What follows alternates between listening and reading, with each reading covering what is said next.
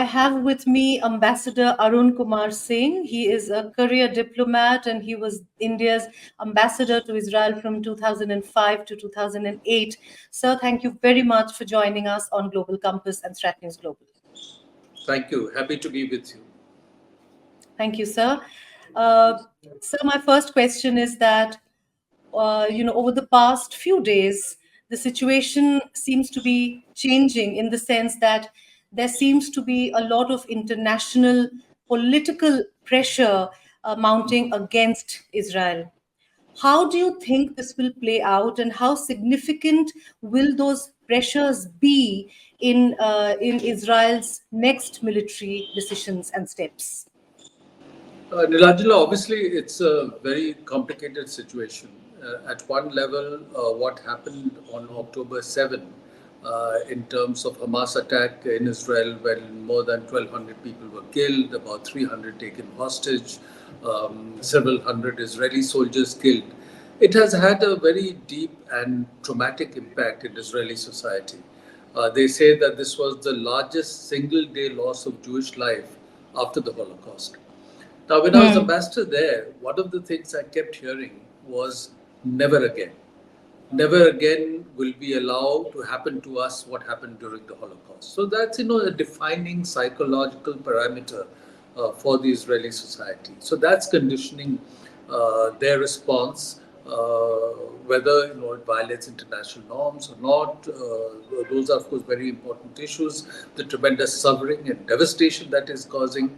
But to understand the situation, we have to also understand what's driving it. And the Israelis believe that they live in a dangerous neighborhood, and the deterrence that they had set up was destroyed by what Hamas did.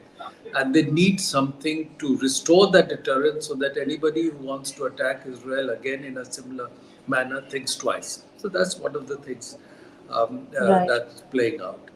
Now, for them, as they see it, it's a matter of life and death. It's an existential issue.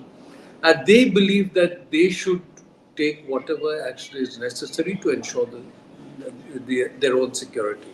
Of course, whatever Israel has been doing, not only now, but since 1948, since 1967, also has traumatized the population, the Palestinian population in that area. There is internationally recognized occupation that is there in West Bank and Gaza, and the Palestinian population there is living in very, very difficult conditions, and the world has to try and find a way out of that situation. So that's certainly there, and we all have to recognize that. So at the same time, as the Israelis see it, to protect themselves, to ensure their own security, I don't think they will be giving much attention to any level of international pressure. So long as they can sustain the required level of support as they see it in the United States. Because I think their decisions would be based on two factors. One, what is the level of support in Israeli society?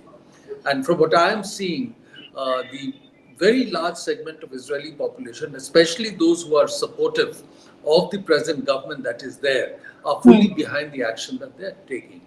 And again, in the United States, although the present administration, the Democratic administration, President Biden's administration is criticizing Israel to some extent and asking them that whatever they do should be mindful of international humanitarian law, avoid civilian deaths. But in large segments of Israeli society, of US society, especially among the Republicans, there is full backing for Israel and whatever it is doing.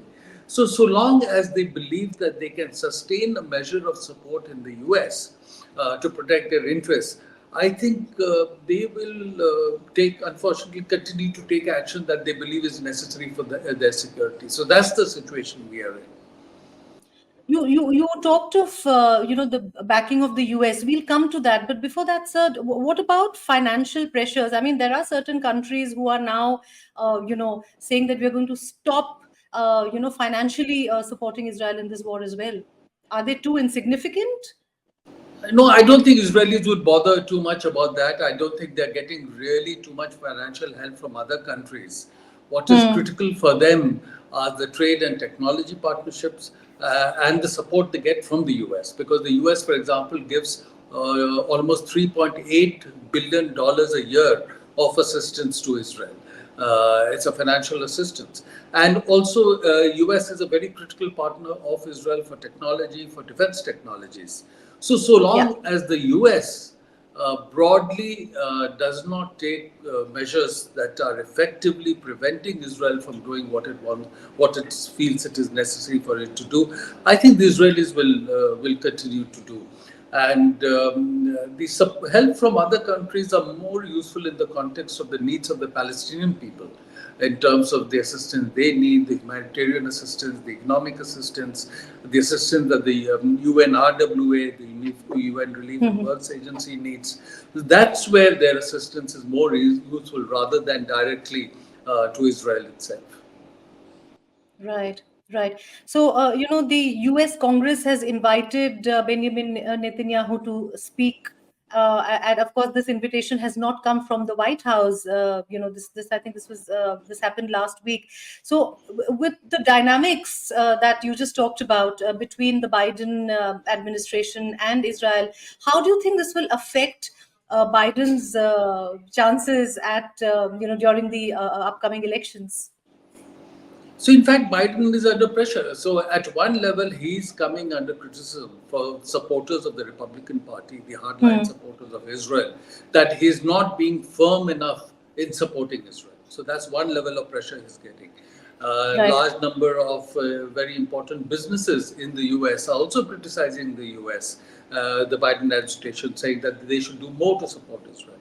Now, at the same time, he's coming under pressure from the left wing of the Democratic Party, which is a very important constituency for him, because they are saying that you're not doing enough to restrain Israel from the actions that it is taking, which could be seen to Hmm. be in violation of international humanitarian law, or is leading to large number of civilian deaths. Almost 35,000 people have been killed since Yes. Israeli action started in October last year.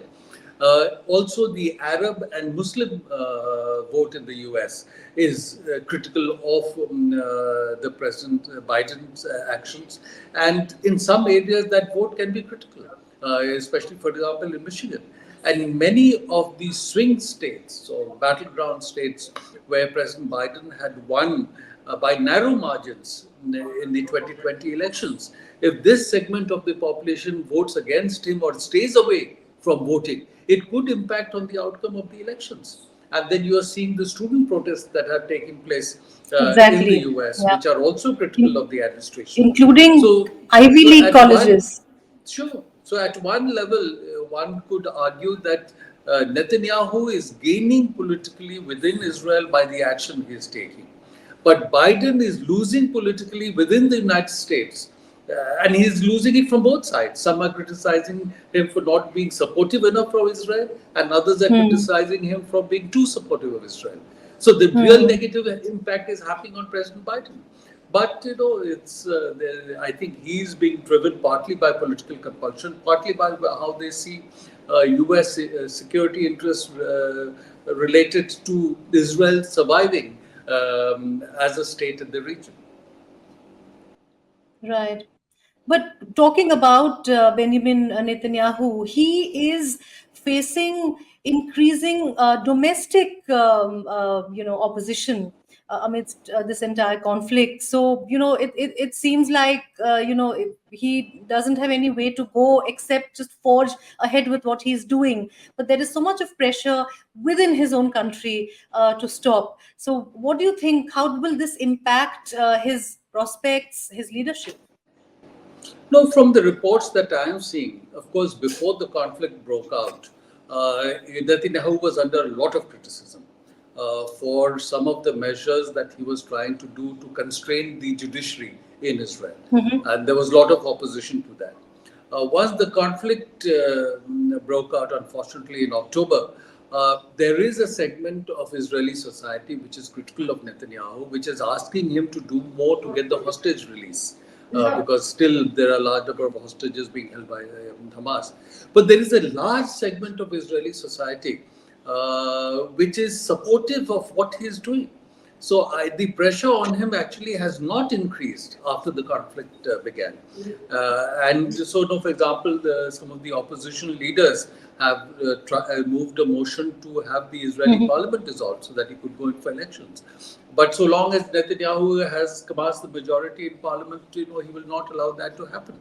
And again, you're seeing reports that when there is assistance coming into for Gaza, coming from Jordan through the West Bank area, going into Gaza, many of the Israeli settlers there are stopping that assistance from going through, because within Israeli society there is a certain reaction on account of the attack that took place in October 7.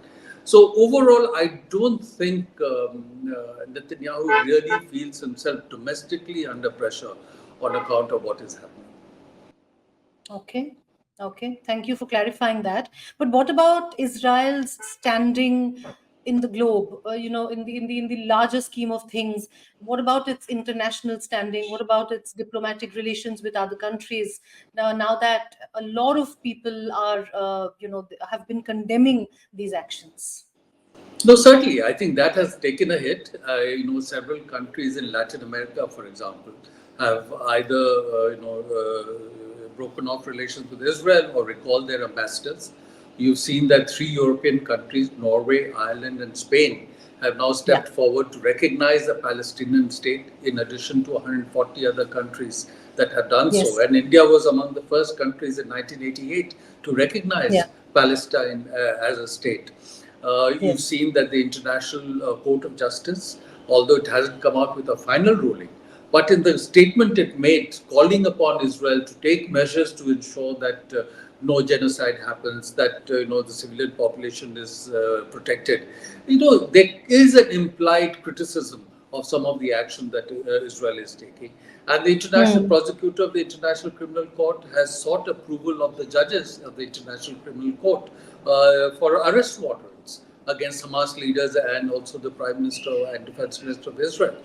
And the several votes that have taken place in the UN General Assembly, Israel, large number have voted against the position that Israel has taken. So internationally, certainly, Israel is coming in for a lot of criticism. But again, I think from their point of view, they would say, and also, beyond that, for example, the process that was started with the Abraham Accords, with UAE, Bahrain, Morocco, Sudan, several other countries establishing diplomatic relations with Israel. The progress on that has stalled. There was talk of Hmm. Saudi Arabia and Israel perhaps moving ahead with establishing relations with a pathway to a future Palestinian state.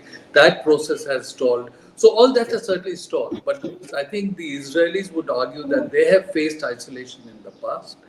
They have weathered the storm in the past.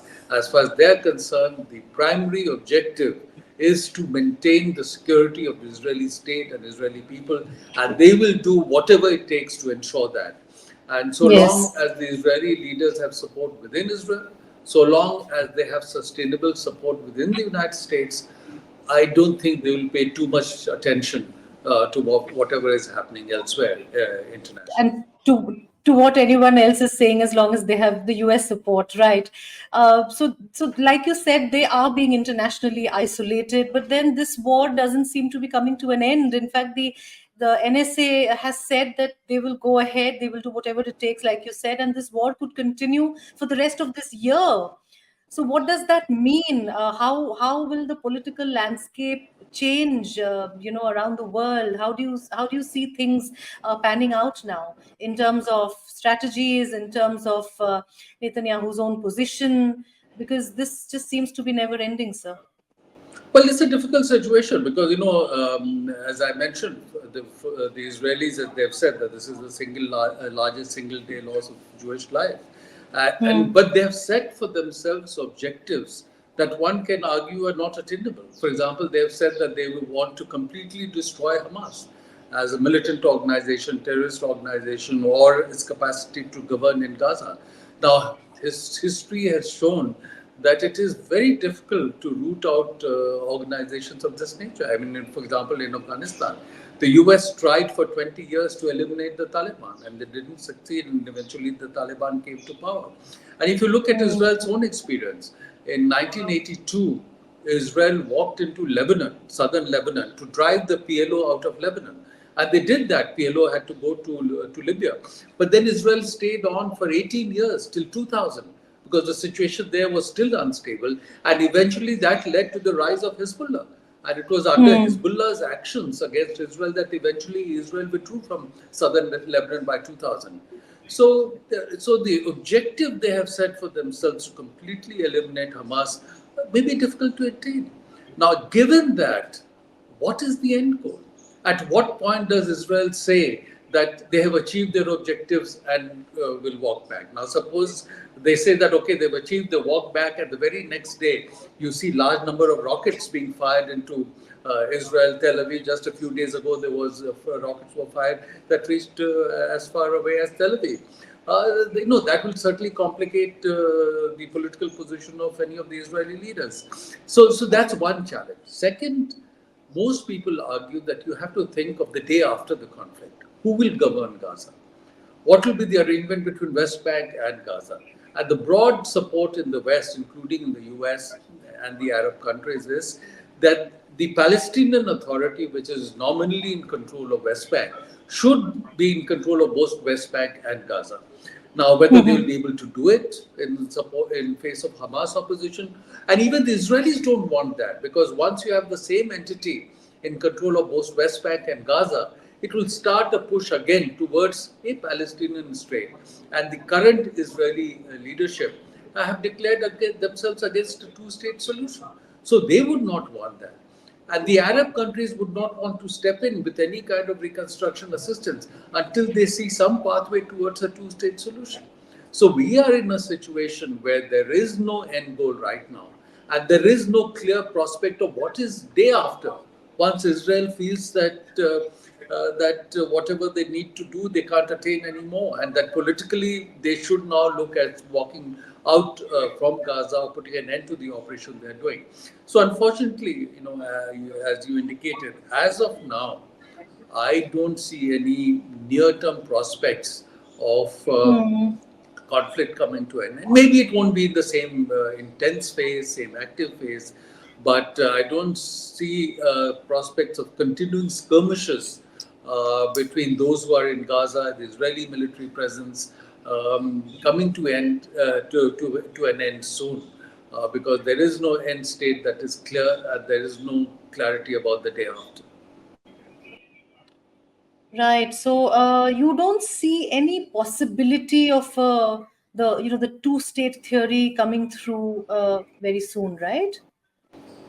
No, and so I don't see any immediate prospects, because eventually the only viable option one could argue is a two-state solution. But the current Israeli political structure is completely Mm. opposed to a two-state Opposed solution, to. and they will want to do anything to thwart that.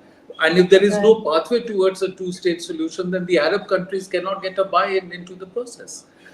So as of now, I don't really see a path to walking away from the situation everybody is in Right. at the moment. So no clear end in sight to this. Hashtag all eyes on Rafa doing the rounds on social media. And a lot of people have started speaking up, but the person who seems to be the most in trouble is actually President Biden. So thank you very much for your time. Thank you very much for giving us clarity on this issue. Thank you very much. And I Thank you. hope to have you back again on our shows. Thank you.